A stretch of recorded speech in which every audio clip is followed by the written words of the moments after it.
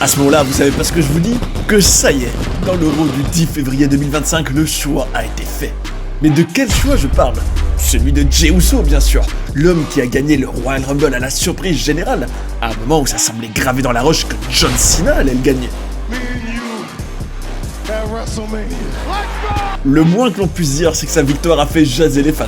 Certains râlent, d'autres se réjouissent, mais en attendant, on tient notre première affiche officielle pour WrestleMania 41, le plus gros show de l'année. Jey Uso contre Gunther, le champion poids lourd. Que penser de ce match à venir? Est-ce que j'ai un avis tranché sur cette décision? Sur les promos du cousin de Roman Reigns depuis sa victoire? Sur l'histoire que raconte cette confrontation? Johnny enthousiaste ou Johnny fou furieux? On va faire le point, mes amis, dans un débat qui s'annonce passionnant. Et à moi, vous pouvez me croire, vous devriez rester jusqu'au bout pour découvrir un petit cadeau qui vous attend. Et pour le moment, prenez-vous un café avec quelques yeets en poudre, on va en parler ensemble. Vous êtes bien sur Johnny Catch, Jey Uso, un housse jeté dans la fosse au lion. C'est parti. Après le segment entre Jey Uso et Gunther dans l'Euro du 10 février 2025, j'aurais pu faire un yeet ou de soulagement, ou d'enthousiasme, ou un yeet de dépit. Et pour être totalement honnête avec vous, encore maintenant, je suis vraiment tiraillé entre plusieurs sentiments à propos de cette affiche officialisée donc en ce 10 février 2025 à Raw, entre Jey Uso et Gunther, parce que oui, au cas où vous ne le sauriez pas, mais bon, difficile d'être passé à côté tellement ça a fait réagir les fans cette victoire au Royal Rumble.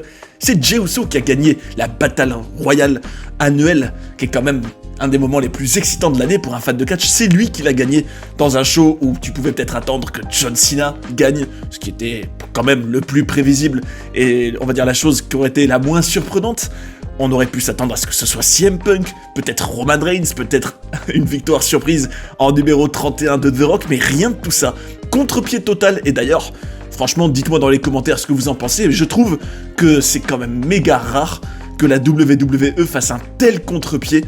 Et paradoxalement, il y en a beaucoup à qui ça n'a pas plu, j'ai l'impression, en tout cas, comme souvent dans le catch, c'est la communauté peut-être qu'on entend le plus sur le web, du moins en tout cas cette faction des fans, cette portion des fans qui est mécontente, qu'on entend beaucoup.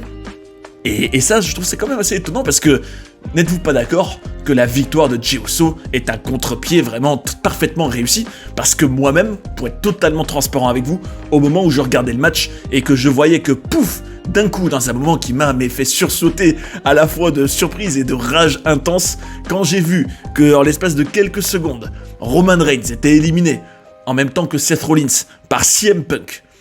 Alors déjà, quand ça s'est arrivé, je vous donne les coulisses, j'ai vraiment sursauté, enfin j'ai fait les gros yeux, parce que je sentais que Roman Reigns pouvait vraiment aller jusqu'au bout, et je me disais quand même, Roman, il est tellement booké fort depuis des années, je le vois mal être éliminé de manière assez banale, mais bon, c'était sous-estimé la bête noire Seth Rollins pour lui. Enfin bref, on n'est pas là pour parler de ça, mais donc en gros, quand ça s'est arrivé, j'ai vraiment sursauté. Et encore plus quand Logan Paul a éliminé CM Punk, parce que là je me disais, bon allez, CM Punk, toi qui veux le main event de WrestleMania depuis tant d'années, c'est ton jour. Et là, pouf, à peine le temps de se dire ça qu'il était déjà parti. Et pouf, tu le verras plus. Mais bon, après ça, donc t'as fini par te retrouver avec une confrontation, un duo final. Alors là, complètement improbable, entre John Cena, qui lui était le vainqueur largement prévisible, et Jey Uso. Et là, alors moi je me disais, bon bah c'est mort, il n'y a plus de suspense, ils auraient dû laisser les gros noms jusqu'au bout. Et en fait non, contre-pied, parfaitement réussi, ben oui, qu'on aime ou qu'on n'aime pas Jey Uso et sa victoire, on doit que reconnaître que ça a été vraiment une surprise parfaitement menée, parce que je m'y attendais pas du tout, et très peu de personnes s'y attendaient. Et le choc a été mal digéré par certains. Enfin bref, le fait est que Jey Uso a donc gagné le Royal Rumble dans le choc, peut-être un des chocs de l'année, en fin de compte. Et donc, dans ce Raw du 10 février, il y a eu un segment qui racontait quand même une histoire. Alors, il y a des choses à dire, il y a du bon et du moins bon, comme souvent dans les segments. Donc concrètement, qu'est-ce qui s'est passé? T'avais Jey Uso qui nous faisait une entrée où il faisait ce qui est vraiment devenu un mot courant maintenant, j'ai l'impression. C'est rentré dans le lexique catchesque, il yitait. Bon, en gros, ça d'ailleurs, ce que j'aime bien avec ce mot, c'est que tu peux vraiment l'utiliser à toutes les sauces, le hit. Tu peux dire oui, il a yité, ou enfin bref. on va pas rentrer dans les détails, vous avez compris l'idée. Et là donc, alors qu'il était en train de yeeter donc avec ses fans dans son team song, qui est largement, alors là, on ne peut pas nier à quel point les foules sur place, alors peut-être que c'est pas la réalité et la vérité pour ceux qui regardent le show à la maison, et notamment ceux qui réagissent sur le web et sur les réseaux sociaux, mais c'est indéniable que les foules dans les arènes adorent Jey Uso, hein. Ça, d'ailleurs, j'en appelle au souvenir des fans francophones qui se rappellent bien sûr de Backlash en 2024, où l'entrée de Jey était iconique à Lyon, quand même. Celui qui a fait une entrée spectaculaire, qui a fait le tour du monde tellement les fans étaient à fond avec lui et vivaient le truc à fond, c'est Jey Uso. Quand même, c'est lui. Donc rien que pour ça, en plus les fans francophones devraient être encore plus sensibles, j'ai envie de dire, à la victoire de Jey Uso dans ce Rumble, c'est vrai. Rien que pour avoir vécu ce moment-là qui a fait vraiment le buzz à l'époque. Le fait est qu'il faisait donc ça quand il s'est fait attaquer par le champion poids lourd, et oui, Gunther, champion poids lourd depuis un sacré bout de temps maintenant. Le règne n'est pas encore aussi long que son règne intercontinental précédemment, hein, mais quand même ça commence à durer. Le fait est que donc, Gunther ne l'a même pas laissé parler, qu'il l'avait déjà attaqué.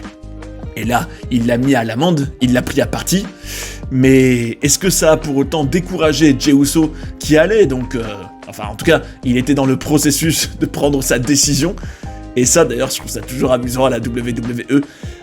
On va dire le court laps de temps pendant lequel le vainqueur du Rumble voyage un peu partout en général. Il va voir chaque champion et il dit, bon, peut-être que je vais te choisir. Enfin bon, en gros, on crée le suspense. En gros, on remplit purement une semaine de contenu télé, en gros, autour de la question qui va choisir.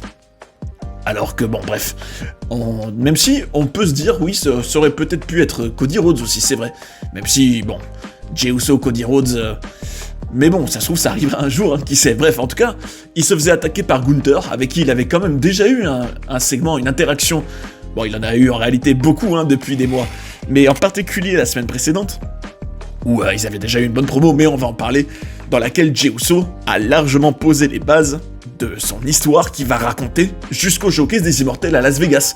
Mais oui, je trouve que oui, et je trouve que si on s'y intéresse, qu'on considère le parcours de Jey Uso, son histoire, rappelez-vous d'ailleurs les fidèles de la chaîne, je fais appel à votre mémoire, nom d'un chien, rappelez-vous quand j'avais fait un recul, un bilan sur Jey Uso depuis qu'il est en solo, je vous avais dit qu'il y avait des choses positives, mais que bien sûr, alors le positif c'était surtout par exemple qu'il avait une nouvelle identité propre à lui-même, mais bon, qu'il avait aussi enchaîné pas mal de défaites, et là, on est dans la continuité, il est face à, on va dire, l'étape, le cap qu'il doit enfin franchir depuis qu'il est en solo, et il y a une vraie histoire.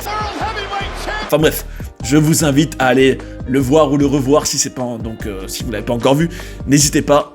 On avait fait un point bien complet sur le Jey Uso, et c'est très intéressant de voir la suite de son histoire maintenant.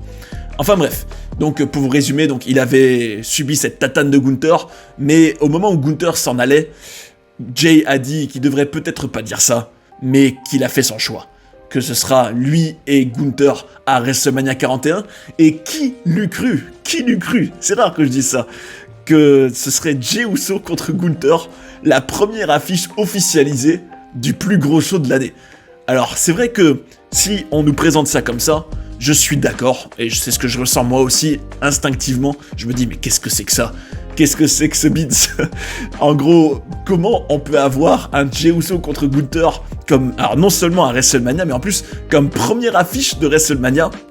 Comment c'est possible alors que cette affiche, on vient de la voir littéralement quelques semaines avant à Saturday Night's Main Event, et c'est pas tout, on l'avait déjà vu une autre fois il y a quelques mois, on l'avait déjà vu, en gros, il a déjà perdu 3 fois contre Gunther, Jey Uso. Donc tu te dis, non mais qu'est-ce que c'est que ce cirque ? Comment ils peuvent faire de cette affiche-là qui est digne d'un weekly ? Voilà, c'est digne d'un main event d'Euro. Comment on peut en faire un match de WrestleMania, mais en plus, la première affiche officialisée qui est censée te donner la hype et te donner le ton. C'est vrai, normalement ça donne le ton, hein. C'est vrai, c'est indéniable quand même. Tu te dis, ça va être une des grosses affiches. En plus, je rappelle quand même qu'on est sur Netflix, que c'est censé attirer une audience qui ne cesse d'ailleurs de se dissiper, hein, enfin de se dissoudre. Appelez ça comme vous voulez, il y en a de moins en moins. Et d'ailleurs, je vous renvoie à mon bilan des débuts de Raw sur Netflix où j'avais mis en garde, mais malheureusement, on est en train de se rendre compte que plus le temps passe, plus la WWE perd des téléspectateurs parce qu'ils ne savent pas captiver ou garder les gens en haleine chaque semaine avec des histoires. Et c'était prévisible dès le premier Raw, mes amis.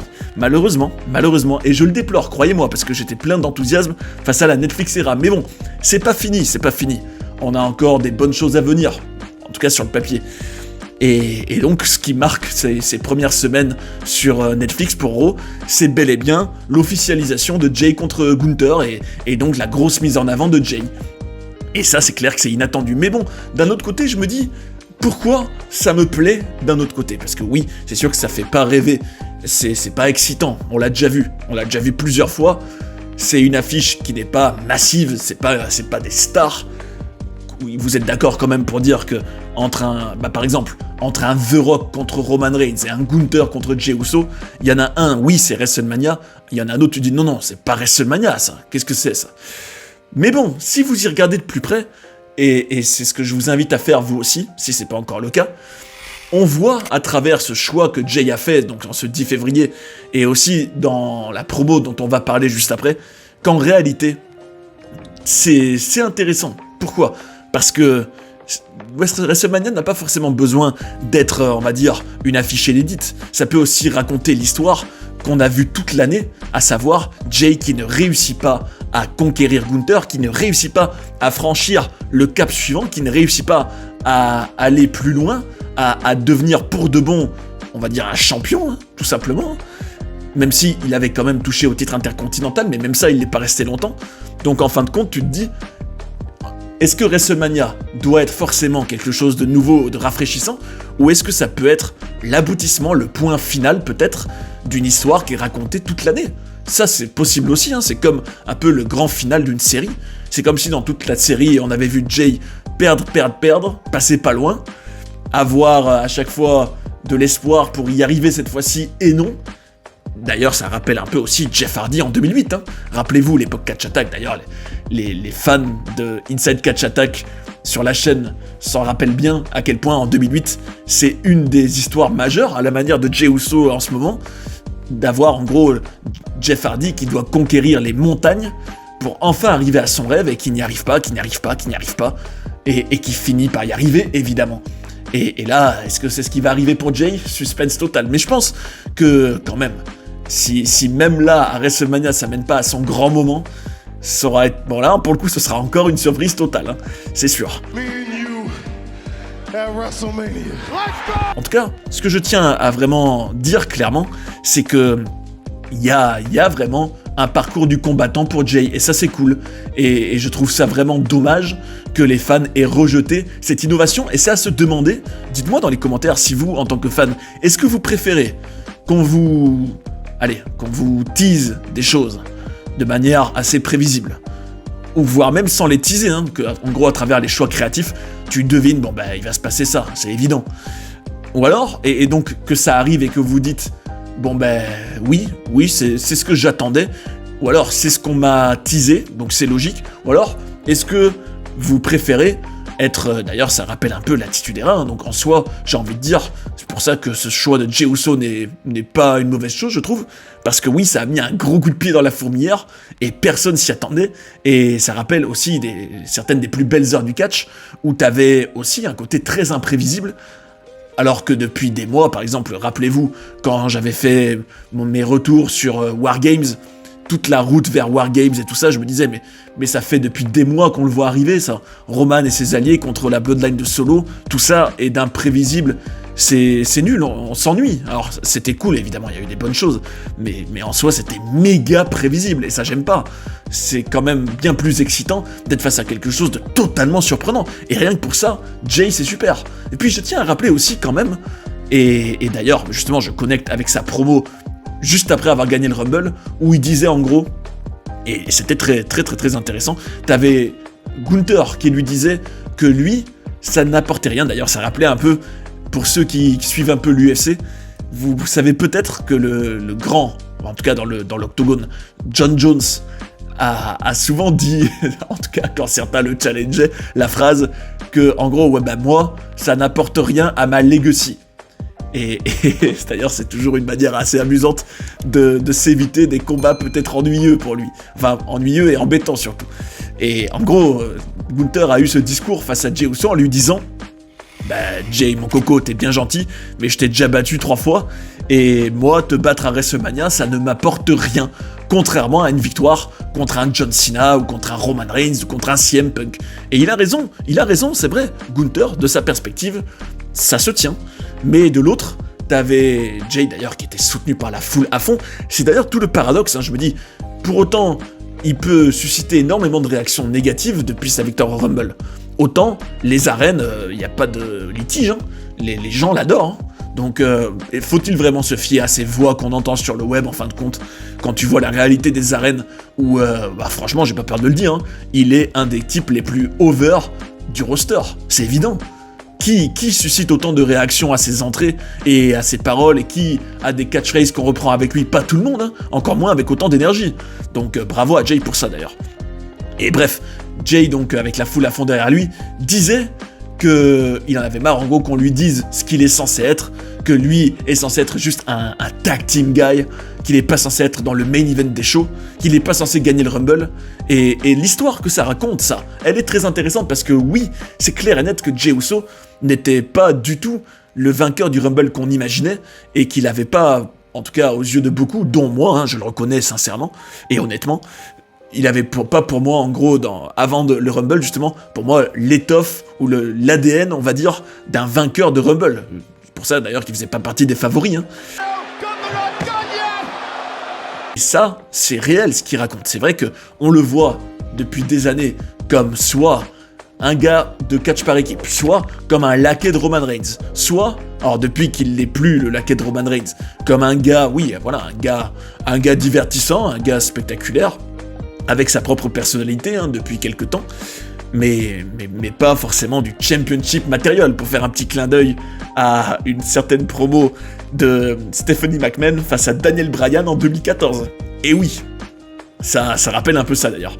On peut dire que Jey Uso n'est pas vraiment du championship matériel, et que là, toute l'histoire pour lui, et elle est intéressante, c'est pour ça qu'il nous embarque dans sa quête à lui, qui est de prouver, et peut-être se prouver à lui-même en réalité, qu'il est un champion, qu'il est capable de gagner, qu'il n'est pas abonné ni à la loose, ni à la division tag team, ni à l'ombre, ou alors au reste de repas. Et enfin, vous avez compris l'idée, en gros qu'il n'est pas au même niveau que des Cena, Punk, Roman Reigns, tout ça. Et toute l'histoire autour de ce match contre Gunther, c'est qu'il a déjà perdu plusieurs fois ce parcours, cette aventure, cette quête, il l'a déjà perdu plusieurs fois. Mais une dernière fois, une bonne fois pour toutes, il va tenter de la gagner en essayant de se prouver, et avant tout à lui-même, qu'il en est capable. Et ça, c'est une belle histoire.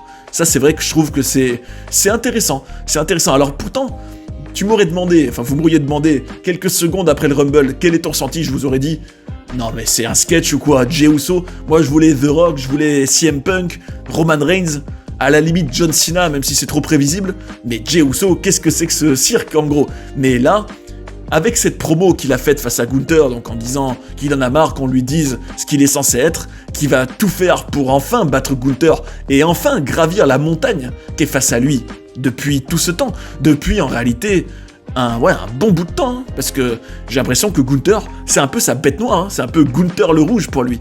Donc c'est bien, il doit conquérir son Gunther le Rouge. Et ça, je me dis, ça c'est intéressant, ça raconte une histoire. En plus, Gunther lui a promis, tenez-vous bien, de lui faire subir l'enfer chaque semaine jusqu'à WrestleMania 41 pour en gros le faire payer de son choix, hein, en gros de son choix, même si à ce moment-là précis il n'avait pas encore fait le choix, mais en gros que pour compenser le fait qu'il ait rien à gagner dans son héritage d'affronter Jay, il va le tataner, en tout cas il promet de le tataner chaque semaine. Et tu te dis, mais Jey Uso est encore plus face à une montagne, alors même si dans le booking très prévisible de la WWE là, on se dit, mais comment Jay ne pourrait plus gagner, là, avec tout ce qui s'est passé? C'est vrai. Mais bon, est-ce que ça me dérange? Pour autant, je me dis non, parce que, rappelez-vous, Jey Uso. C'est vrai que l'année dernière, par exemple, tout le monde nous bassinait, enfin en tout cas on nous disait, la WWE, les commentateurs, la promotion, le marketing, tout ça, finish the story, finir l'histoire, Cody Rhodes, même si j'ai rien contre lui, hein, vous avez qu'à regarder ma série sur lui pour voir que je l'aime, l'être humain Cody Rhodes, et je suis content pour lui, et il a été un champion digne de la compagnie depuis. Mais c'est clair que, purement en termes créatifs, on nous a bassiné avec ça. Mais en soi, Jey Uso, il y a aussi une histoire à finir. Hein. Jey Uso, c'est l'outsider éternel, le gars qui a été... qu'on confondait entre lui et Jimmy pendant des années, qui est lequel dans la division tag team, qui ensuite a été l'homme de main de Roman Reigns et rien de plus, jusqu'à ce qu'il finisse par s'affirmer. Hein. C'est un peu comme s'il s'était affirmé petit à petit, avec l'aide aussi de s'affirmer avec Sami Zayn peut-être. En tout cas, il a pris son envol et il a fini par voler de ses propres ailes, sans Roman Reigns. Et en soi, tu te dis, c'est comme s'il y avait un arc narratif, comme on dit, depuis plusieurs années, qui doit mener à la victoire de Jey Uso à WrestleMania. Et c'est du long terme, c'est du long terme. Et lui aussi, c'est une quête qui en soi s'écrit depuis longtemps, en sachant qu'il y a aussi la pression d'être le fils d'une légende, Rikishi, d'être quand même d'une famille légendaire du catch, et de prouver donc qu'il est à leur hauteur. Donc tu peux te dire, alors certes, il n'y a pas la dimension à la Dusty Rhodes pour Cody, c'est sûr, même si tu peux aussi parler de Yokozuna, Umaga, qui veut rendre hommage à ses ancêtres décédés aussi, et ce qui peut aussi ajouter encore plus de profondeur à son histoire. Hein. Donc voilà, je me dis, franchement, il n'y a rien de différent pour moi entre la quête d'un Jey Uso à WrestleMania 41 et celle d'un Cody Rhodes avant lui, hein, et comme d'autres encore, hein, comme Daniel Bryan en 2014. Hein. Donc rien que pour ça, je dis que cette attaque de Gunther sur Jey le 10 février et la promo qu'ils ont eu la semaine d'avant m'a donné envie de voir ce match. Je regrette seulement que ce soit cette affiche-là qui soit officialisée en premier pour WrestleMania, alors que quand même, ça méritait quand même un gros match direct à annoncer. C'est vrai. Pour tout de suite créer une hype maximale pour cette route vers WrestleMania. Mais bon, peut-être que l'histoire de cette route, à travers l'exemple de Jey, justement, on le voit, peut-être que c'est progressif, peut-être qu'on commence par nous dire un Jey Uso contre Gunther et qu'on terminera par un The Rock Roman Reigns, qui sait, tout est possible. Hein. En tout cas, mes amis, vous l'aurez compris, je suis quand même convaincu qu'il y a une histoire intéressante à raconter.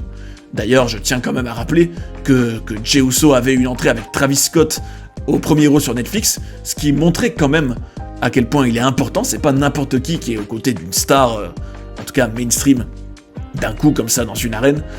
Et rien que ça montrait que la compagnie croyait beaucoup en Jey Uso. Et puis même, je trouve ça quand même sacrément original, et je terminerai par ça, que alors, même si là, le suspense, c'est est-ce que ce sera un main event ? Est-ce que ce sera... Parce que ça, beaucoup sur le web disent « Ah, ça, main event de WrestleMania », mais bon, soyez pas naïfs, enfin, je serais très étonné que ce soit la dernière affiche de la nuit 2, Jey Uso contre Gunther. Mais bon, ça se trouve pas du tout, en fait. Ça se trouve, ce sera la gloire, le triomphe de Jey pour terminer le WrestleMania, hein, qui sait. Tout est possible. Hein. Mais, enfin bref, tout ça pour dire que je suis quand même assez intrigué par le fait que là, en l'occurrence, ils s'étaient affrontés, mais littéralement une semaine avant le Rumble, à Saturday Night's Main Event. Et que cette affiche-là, qu'on a donc eue tout récemment, soit refaite à WrestleMania. Ça, franchement, c'est du jamais vu, hein, c'est du jamais vu. Avoir un des matchs qui sera une des affiches majeures du show le plus important de l'année, que tu viens d'avoir tout récemment, d'un côté tu te dis, mais je viens de l'avoir, de l'autre tu te dis, mais ouais, mais justement, c'est hyper original en fait. C'est vrai, hein. Donc rien que pour ça, je dis, ça vaudra son pesant de cacahuètes. Et je suis bien curieux de la suite, évidemment, pour lui, pour Jey Uso. Et en soi, je me dis, si il va enfin avoir son heure de gloire à WrestleMania 41, je suis content pour lui. Je suis content pour lui, il le mérite. Et ne soyons pas amers de ne pas avoir vu d'autres mecs gagner le Rumble. Le Rumble, c'est censé construire des stars. Et c'est mission accomplie, hein, mission accomplie. Jey Uso a pris une autre dimension en devenant le vainqueur du Rumble. Maintenant, c'est à lui de faire ce qu'il faut avec le ballon, comme sur un terrain de foot en fait. Enfin bref, mes amis, j'ai un petit cadeau pour vous qui devrait quand même vous faire plaisir. Écoutez ça, tenez-vous bien, accrochez-vous bien. Je vous propose de me dire des sujets de vidéos en commentaire qui vous feraient plaisir. Alors, liberté à vous, hein, liberté à vous. Qu'est-ce que vous auriez envie de voir comme vidéo là sur la chaîne, peut-être un documentaire sur une superstar, un catcheur, une catcheuse, une rivalité, une storyline qui vous ravirait de bonheur, vous le dites, et je sélectionnerai, figurez-vous, je sélectionnerai dans les commentaires une de vos propositions pour offrir cette vidéo à l'heureux élu. Eh, c'est quand même pas rien, hein. Et surtout, ça promet d'être très intéressant, hein. Je suis d'ailleurs moi-même bien curieux de ce que vous allez proposer. Donc faites-le si ça vous fait kiffer bien sûr, et on verra qui sera, ou plutôt quelle vidéo sera sélectionnée. Donc je vous invite à participer mes amis et on va s'amuser. Enfin bref, merci d'ailleurs pour vos commentaires, merci pour la vie que vous apportez sur la chaîne et la progression que vous permettez à la chaîne d'avoir, c'est grâce à vous et je vous en remercie. Enfin bref, espérons justement, puisqu'on parle de bonheur et de bons moments à venir, espérons que non seulement le build-up vers cette affiche, mais aussi le match en lui-même de Jey Uso cette année pour WrestleMania soit un grand feel-good moment et que lui aussi ait le droit de finir son histoire.